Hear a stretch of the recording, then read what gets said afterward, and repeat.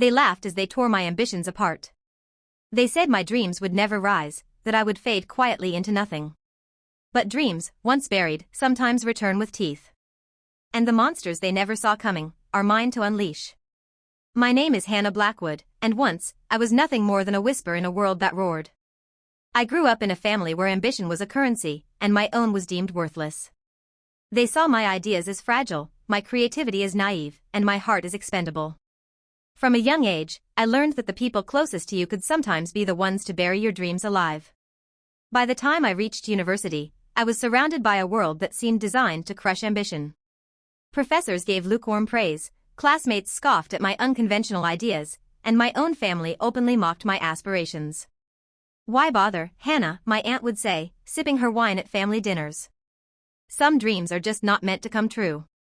Stick to something realistic." Even then, I refused to give up. I poured myself into my designs, late nights illuminated by desk lamps and city lights beyond my small apartment window. Every sketch, every model, every prototype I created was a piece of myself. It was my rebellion, my quiet resistance, and my promise to the world that I would not vanish silently. But nothing prepared me for the betrayal. A former mentor, someone I had trusted implicitly, stole one of my most groundbreaking architectural concepts and presented it as their own. It was submitted to a prestigious design competition, and the world celebrated them while I remained invisible.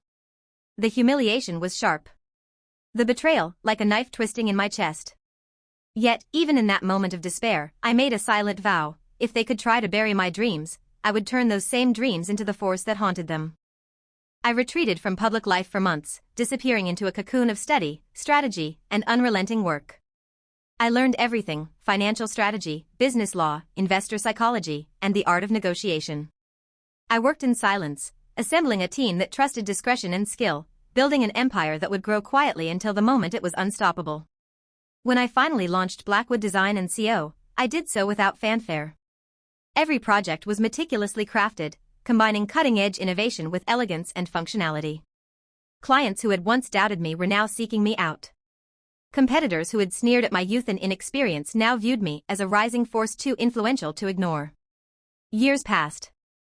The empire that had mocked and dismissed me thrived. High-profile city projects, sustainable luxury developments, and groundbreaking architectural landmarks bore my mark.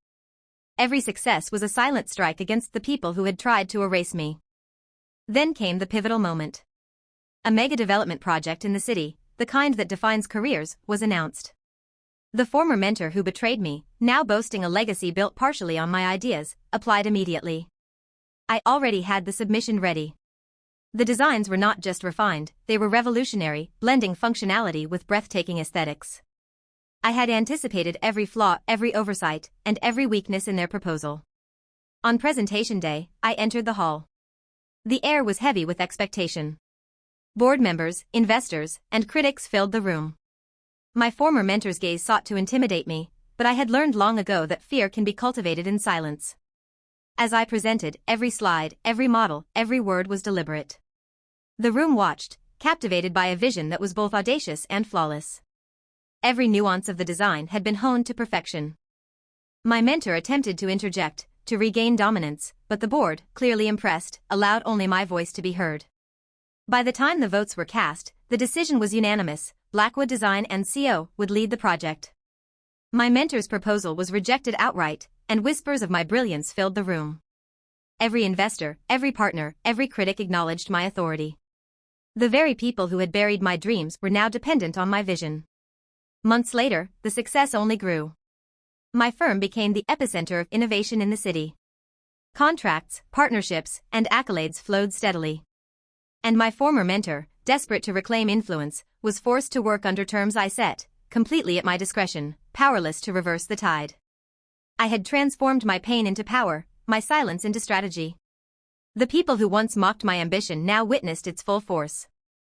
Every project, every achievement, every triumph was a quiet message: the dreams you try to bury will not just survive, they will thrive. And now, when I look over the city skyline from my office, lit by the success I carved out of betrayal and disregard, I smile at the memory of every insult, every sneer, every whispered doubt. Because they are all ghosts now, haunted by the very dreams they tried to destroy. I am Hannah Blackwood. I am the architect of my destiny. I am the shadow they never saw coming. And the monsters that rise from my buried dreams are the ones who finally teach them fear.